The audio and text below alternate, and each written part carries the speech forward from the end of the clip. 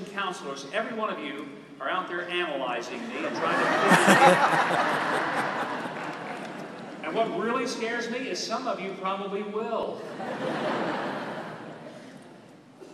I'm also intimidated by the fact that when my presentation is over, you get to go to lunch. There's nothing worse to be the person on the program that is standing between a big crowd and lunch. And I am that guy today. I got good news for you. I've got a flight that leaves here in a little while, so even if I wanted to keep you really, really long, I can't. Because the airplanes may wait for you, they don't wait for me. I'm not that important. In fact, I found out just how unimportant I really am when I ran for lieutenant governor a number of years ago. It's been almost 20 years now that I've been in politics, and I never will forget, because I came from a very different environment, particularly that of the Christian faith world and the world of being a pastor and a denominational executive prior to getting into office, I was a real curiosity piece for a lot of people. And they couldn't figure out why would a guy who is a Christian believer in a vocation of ministry ever get involved in something like politics. And I remember the lady came to me one time early in my life as a candidate, and she said, I understand you're an ordained Baptist minister. I said, yes, ma'am, that's correct. She said, well, I want to ask you something. Are you one of those narrow-minded Baptists who think only the Baptists are going to heaven?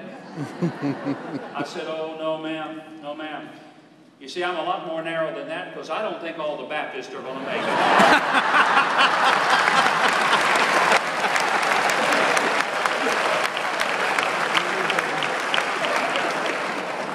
Found out who all the Pentecostals are here today. And then there was a lady in the little town of Malvern, Arkansas. She was just really something. She came right up to me, got in my face, started wagging her finger, and I knew I was in trouble because the first thing she said to me was this: I just want you to know that I too am a Baptist, but I thought she probably said it right then.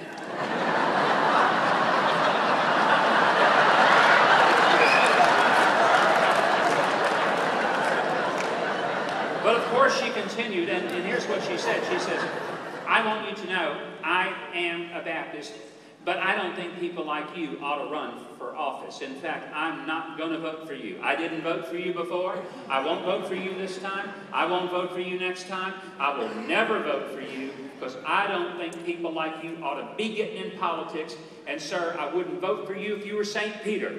I said, lady, that's fine. Because if I were St. Peter, you wouldn't be in my district. You will not be in my district. Now, Brandon, some of you think that's a little unkind. But I'd already chalked her up as an undecided voter and just really wasn't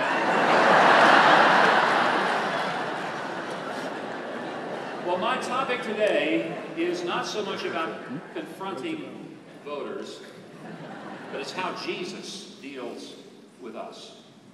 I want to talk about the Jesus approach.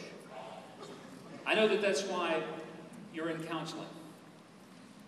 You're in this organization specifically, an association of Christian counselors, because it matters to you that you represent not just great principles of psychology, great principles of helping people, but that you do it based on the Word of the living God.